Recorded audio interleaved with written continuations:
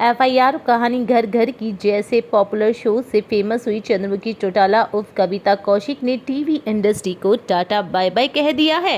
वह अपने पति के साथ पहाड़ों पर चली गई हैं और वहां शिफ्ट हो गई हैं। उन्होंने आयुर्वेद बिजनेस शुरू कर दिया। एक्ट्रेस ने एक इंटरव्यू में बताया कि आखिर उन्होंने इस टीवी इंडस्ट्री को क्यों छोड़ा और वह क्या कभी नजर आने वाली हैं इंडस्ट्री में या नहीं। कविता कौशिक ने एक इंटरव्यू में कहा कि मैं 30 दिन तक लगातार काम नहीं कर सकती। अब टीवी शोज तो मुझे करने ही नहीं है। मैं वेब शो या फिर फिल्में करने के लिए एकदम तैयार हूँ, लेकिन मैं कोई आम हीरोइन नहीं हूँ जिसे आसानी से कास्ट कर लेगा कोई। मेरी पर्सनैलिटी के हिसाब से कुछ ही रोल्स हैं। मुझे शैतानी रस्में जैसे डायन टीवी शोज ऑफर होते रहते हैं, लेकिन मैं वैसी जिंदगी नहीं जी सकती जैसे 3 साल पहले थी। अब मैं फुल टाइम टीवी कर रही थी।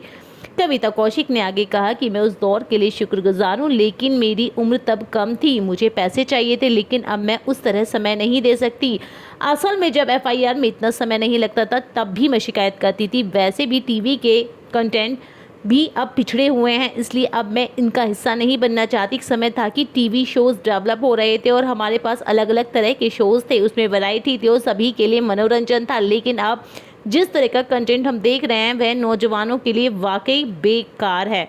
जी हाँ, आगे बताते चलें कि कविता कौशिक ने कहा कि हम अपने रियलिटी शोज और डेली सोप में जिस तरह का पिछड़ापन दिखाते हैं उससे लोग एक दूसरे से नफरत करने लगे। मैं भी इसका हिस्सा रही हूँ। मुझे बहुत खेद है कि मैंने किस तरह से उनमें योगदान दिया। मैं टीवी पर जो दिखाते हैं उसे नहीं मानती। जो भी बोलो, हम भारतीय और हमें लगता है कि जो टीवी पर दिख रहा है वो सच है। बिना कुछ सोचे समझे हम बस इससे प्रेरित होते हैं।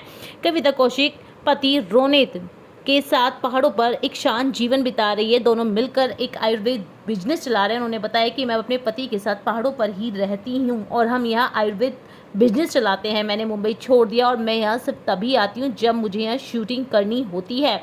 हम पहले गोवा गए थे, लेकिन वहाँ की गर्मी मुझे बर्दाश्त नहीं हुई और पहाड़ों पर हमें सारा सामान आसानी से मिल जाता है क्योंकि यहाँ का मौसम काफ़ी अच्छा है और हम उत्तराखंड में हैं।